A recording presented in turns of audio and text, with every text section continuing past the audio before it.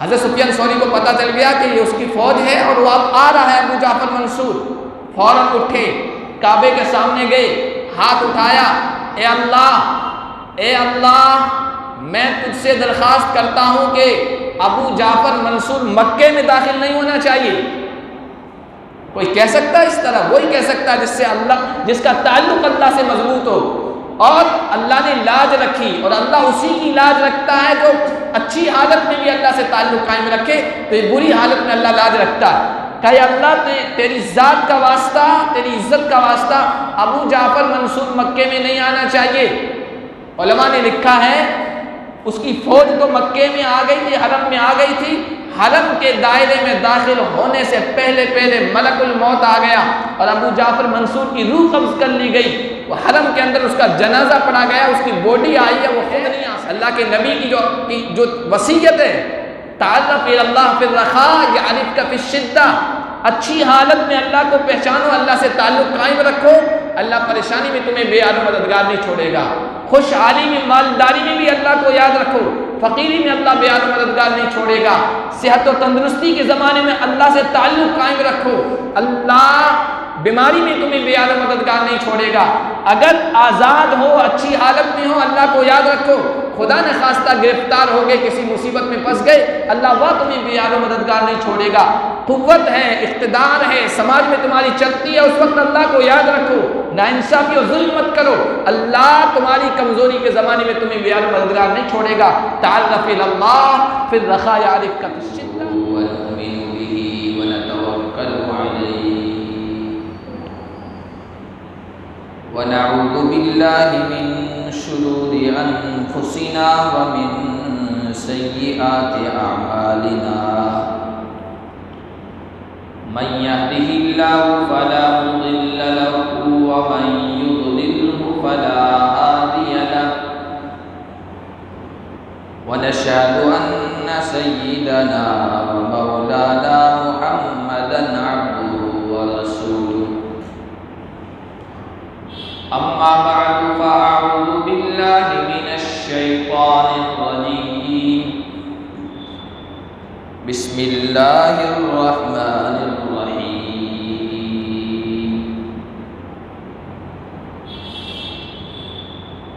وإذا مس الإنسان ضر دعا ربه منيبا إليه ثم إذا خوله نعمة منه نسي ما كان يدعو إليه من قبل وجعل لله أندادا ليضل عن سبيله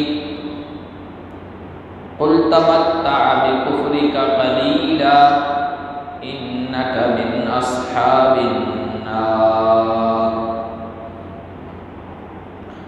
وقال النبي صلى الله عليه وسلم احفظ الله يحفظك احفظ الله تجده تجاهك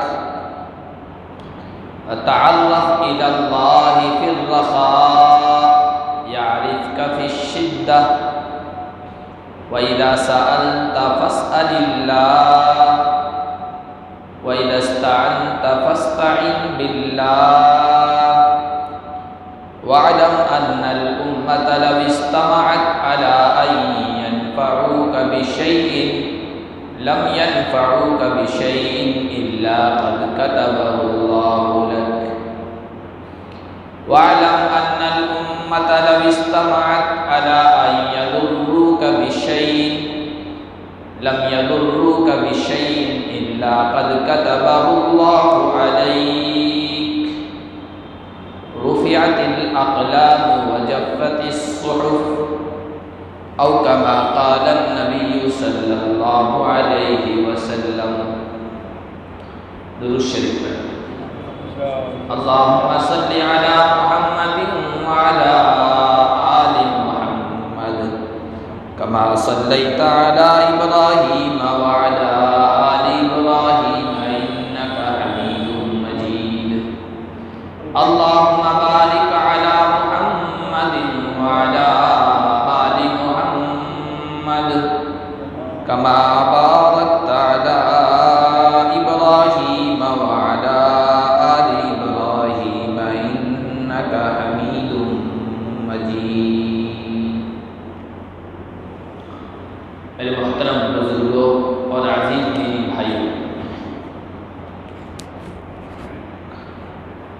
اللہ تبارک و تعالی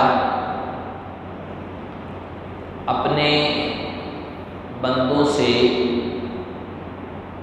یہ چاہتے ہیں کہ اس کے بندے ہر حال میں اس سے تعلق رکھیں، اپنے بندوں کا رشتہ تعلق اپنے خالق، مالک، پیدا کرنے والے اور پالنے والے سے ہر حال میں جڑا رہے۔ اللہ کی نگاہ میں، خالق کی نگاہ میں کامیاب انسان وہی ہے جس کا رشتہ اپنے پیدا کرنے والے سے ہر حالت میں قائم ہے، چاہے خوشحالی کا زمانہ ہو، چاہے بدحالی کا زمانہ ہو، چاہے فقر و فاقہ کی حالت ہو، چاہے مالداری کا وقت ہو، چاہے صحت اور تندرستی کا زمانہ ہو، یا بیماری، وبا اور امراض کی کیفیت ہو، چاہے آزادی کی حالت ہو یا قید اور گرفتاری کی حالت ہو، چاہے طاقت و قوت کا زمانہ ہو یا کمزوری کی حالت ہو، ہر حال میں بندے کا، انسان کا تعلق اپنے رب سے جڑا ہے۔ بہار ہو کہ خزاں، لا الہ الا اللہ۔ علامہ اقبال رحمۃ اللہ علیہ نے کہا تھا کہ چاہے بہاروں کا موسم ہو، پھولوں کا موسم ہو یا پت جھڑ کا موسم ہو، ایک مومن بندے کا رشتہ اپنے رب سے بہرحال قائم رہتا ہے۔ بہار ہو کہ خزاں، لا الہ الا اللہ۔ اور اصل بہادری، اصل چیز یہی ہے کہ انسان دونوں حالتوں میں اپنے رب سے جڑا رہے، ورنہ پریشانی میں، فقر و فاقہ میں، مصیبت کے وقت، اضطراب و بے چینی کے وقت، حالات جب خراب ہونے لگتے ہیں اس وقت، کاروبار تھوڑا ڈاؤن ہونے لگتا ہے تو اس وقت ایک مومن تو کیا، کافر اور مشرک بھی رب کی طرف رجوع کرتا ہے، اللہ کی طرف متوجہ ہو جاتا ہے۔ اللہ نے اس کو قرآن کریم میں کئی جگہوں پر بیان فرمایا، حتی اذا کنتم فی الفلک وجرین بہم بريح طیبۃ وفرحوا بها جاءتها ريح عاصف وجاءهم الموج من كل مكان وظنوا انهم احيط بهم دعوا الله مخلصین له الدین۔ برے حالت کے وقت، بری حالت کے وقت، پریشانی کے وقت تو دنیا کے کافر بھی، مکہ کے مشرک بھی، یہاں تک کہ ملحد، ایتھسٹ، جو اللہ کو نہیں مانتے، جو خدا کو نہیں مانتے، وہ بھی اس کی طرف متوجہ ہو جاتے ہیں۔ ایک ایمان والے، ایک کامیاب بندے کی کامیابی کی تو علامت یہ ہے کہ وہ ہر حال میں اللہ کی طرف متوجہ ہے۔ اللہ فرماتے ہیں یہ مشرک لوگ کشتیوں پر سوار ہوتے ہیں، حالات خوشگوار ہوتے ہیں، ماحول اچھا ہوتا ہے، کشتیاں ہوتی تھیں بادبانی، ہوا کے رخ میں چلتی تھی، ہوا سازگار ہوئی، کشتی اپنے منزل مقصود پر پہنچ جاتی تھی، اور حالات مخالف ہو گئے تو کشتی پتہ نہیں کہاں سے کہاں پہنچ جاتی تھی۔ کہ جب حالات سازگار ہوتے تو بڑے خوش ہوتے ہیں، یہاں تک کہ اچانک ماحول بدلتا ہے، آندھی اور طوفان کھڑا ہو جاتا ہے، سمندر کی موجیں موجزن ہو جاتی ہے، اور وہ یہ یقین کر لیتے ہیں وَظَنُّوا أَنَّهُمْ أُحِيطَ بِهِمْ، اب ان کو گھیر لیا گیا، اب مصیبت میں پڑ گئے، اب یہاں کوئی بچانے والا نہیں ہے، نہ لات، نہ منات، نہ عزا، نہ کوئی اور بت اور نہ کوئی مورتی، نہ کوئی اور خدا جس کو انہوں نے مان لیا ہے خدا، کوئی بچانے والا نہیں ہے، یقین ہو جاتا ہے۔ دعوا اللہ مخلصین لہ الدین، وہ اللہ کو پکارتے ہیں، پکار کو، دعا کو، دین کو اس کے لیے خالص کرتے ہوئے کہ یہاں اور کوئی ہماری مشکل کشائی نہیں کر سکتا، یہاں کوئی ہماری مدد نہیں کر سکتا، بس اب ایک اللہ ہی بچانے والا ہے۔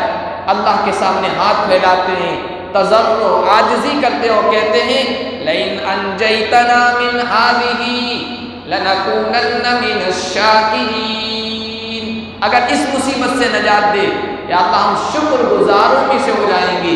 شاکرین کا ترجمہ مفسرین نے کیا موحدین، ہم بت پرستی کو چھوڑ دیں گے، ہم شرک کو چھوڑ دیں گے، ہم توحید کے اختیار کرنے والے بن جائیں گے۔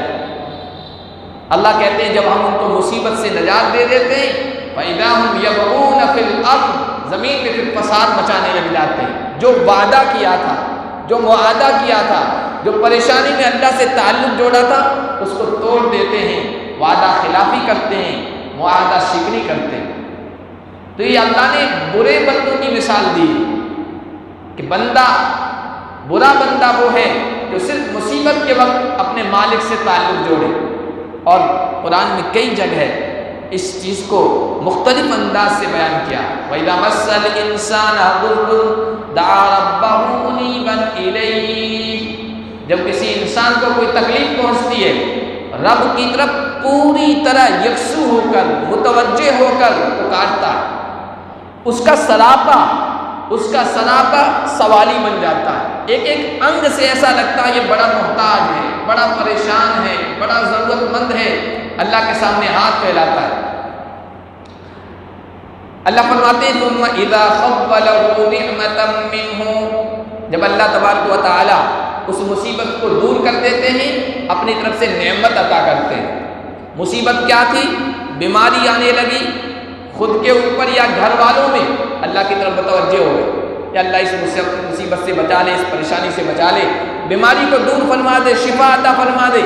اللہ نے صحت عطا فرما دی، اللہ نے تندرستی عطا فرما دی۔ کاروبار میں دیکھا کچھ حالات گڑبڑ ہو رہے ہیں، فوراً نمازوں کی طرف متوجہ ہو گیا، فوراً نوافل پڑھنے لگا، فوراً صدقہ خیرات کرنے لگا۔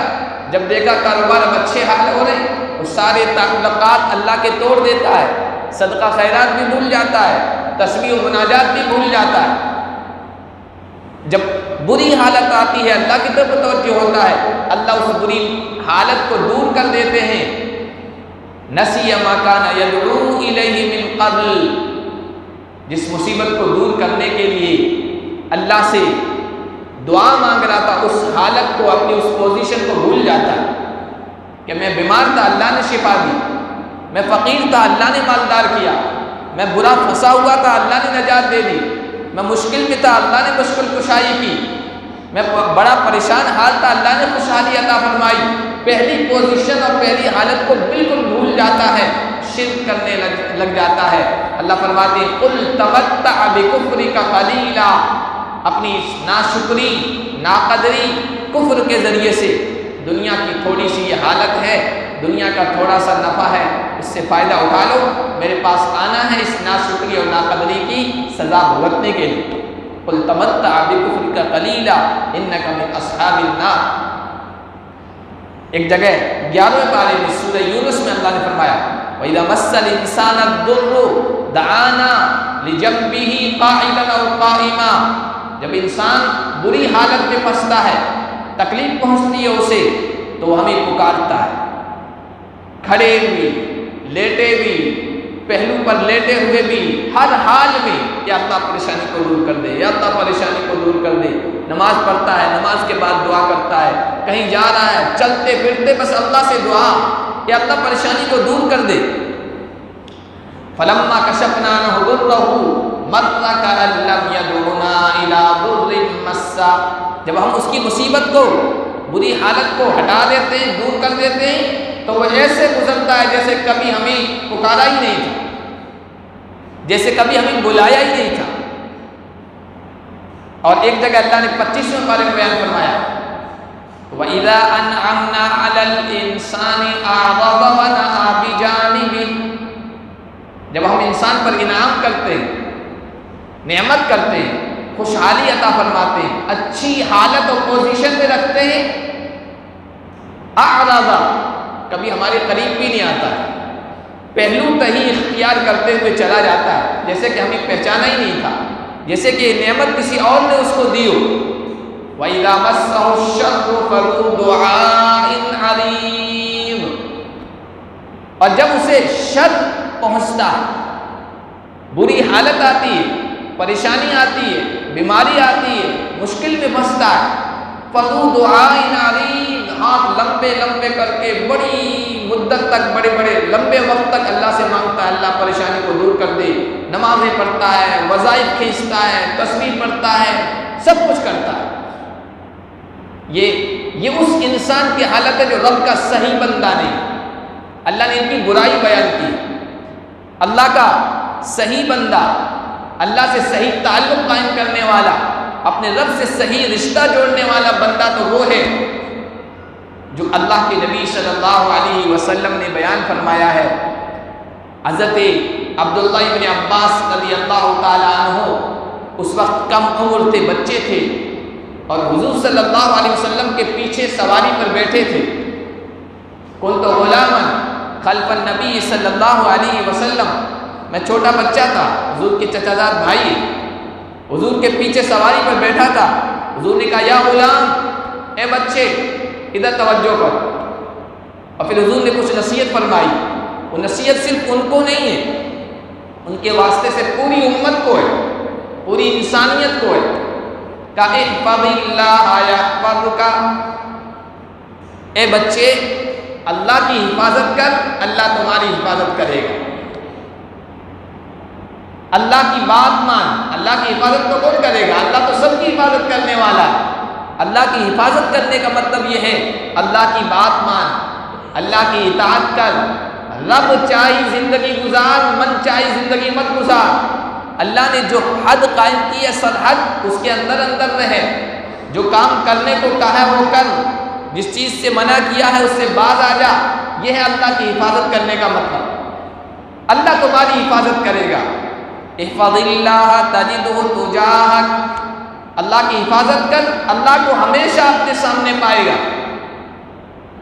اللہ کی حفاظت کر، اللہ سے مضبوط تعلق قائم کر، ہمیشہ اللہ کی مدد، اللہ کی نصرت تمہارے شامل حال رہے گی، ہمیشہ اللہ کو اپنے پاس، اپنے سامنے پائے گا۔ تعلق الی اللہ فی الرخاء یعرفک فی الشدہ، اے بچے خوشحالی کے زمانے میں، اچھی حالت میں، اچھی پوزیشن میں، صحت میں، تندرستی میں، مالداری میں، غنا میں، خوشحالی میں، قوت و طاقت کے وقت، حکومت و اقتدار کے وقت، مالداری کے وقت، یہ سب اچھی حالتیں ہیں۔ اچھی حالت میں، خوشحالی میں اللہ سے تعلق قائم رکھ، اللہ کو پہچان۔ تعرف الی اللہ فی الرخاء یعرفک فی الشدہ، اللہ کبھی مصیبت میں، پریشانی میں، بیماری میں، کسی اور پریشانی کے وقت تمہیں بے یار و مددگار نہیں چھوڑے گا، اللہ تمہیں پہچانے گا۔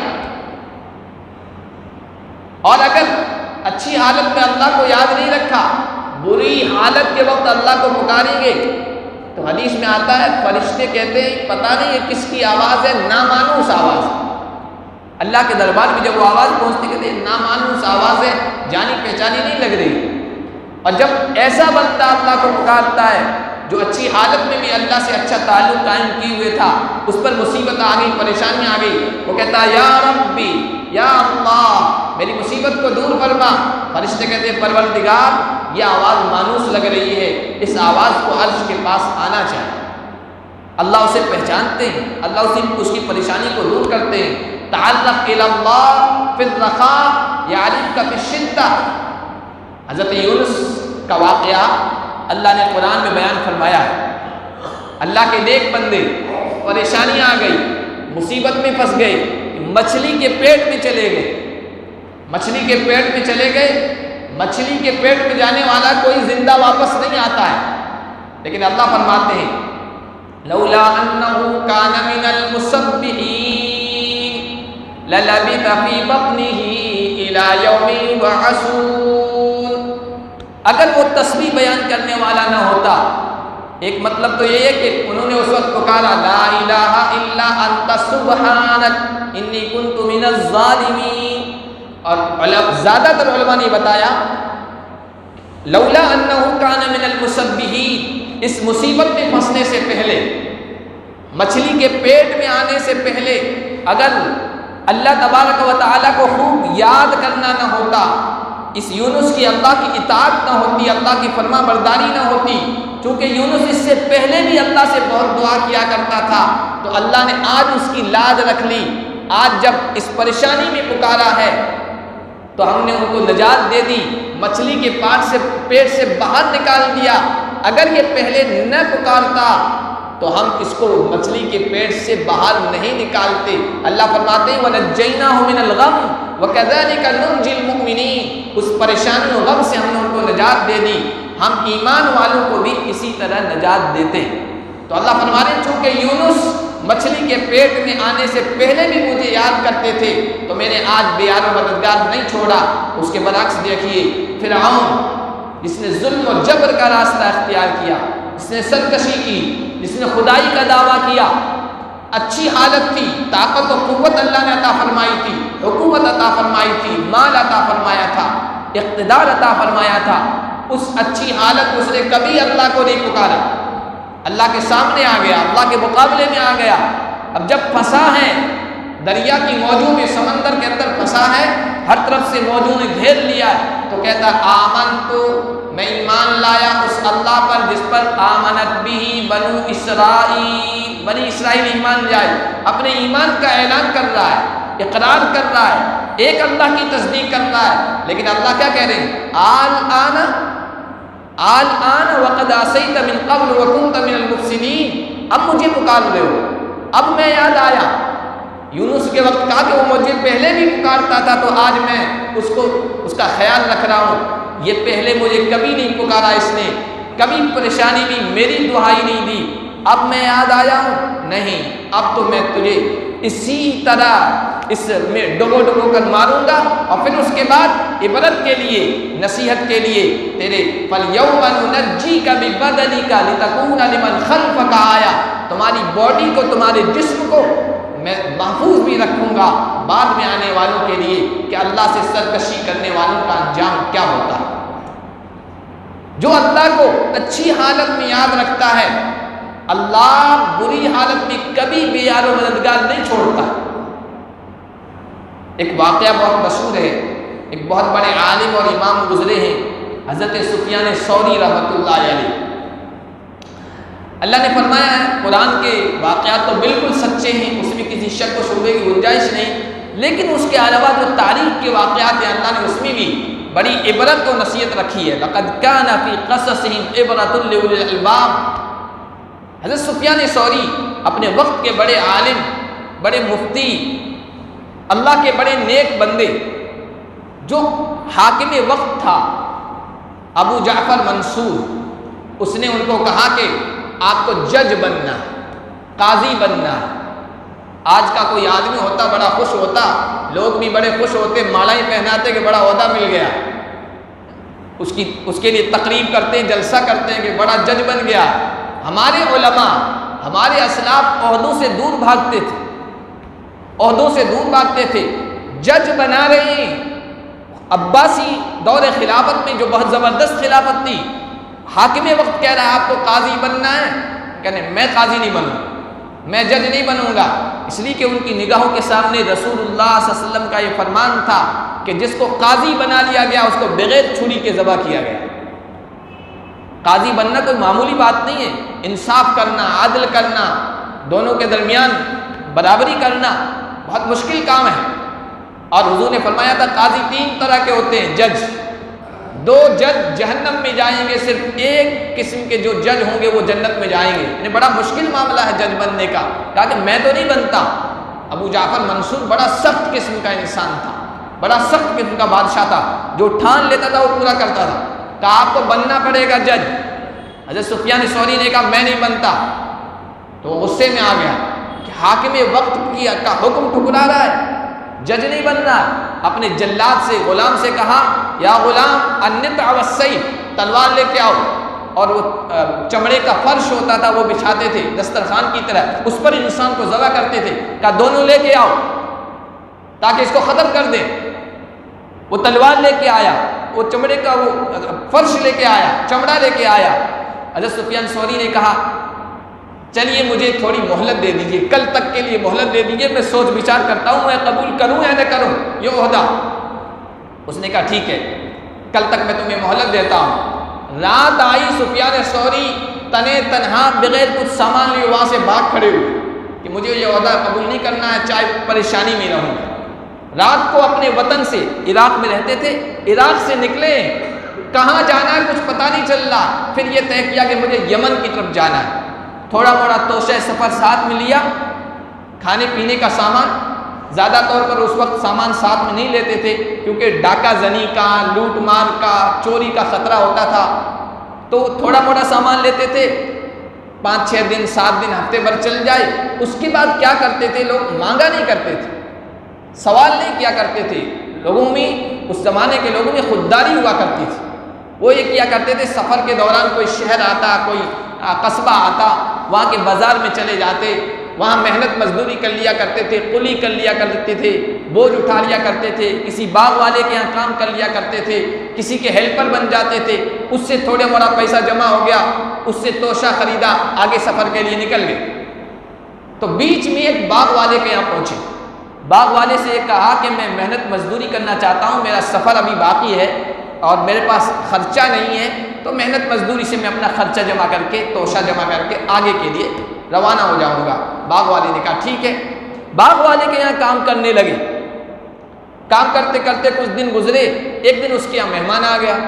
مہمان آیا تو اس نے کہا اے غلام، ان کو غلامی کا، اس کو یہ نہیں پتا کہ یہ وقت کے بڑے امام ہیں، نام تو سن رکھا تھا لیکن چہرے سے نہیں جانتا تھا۔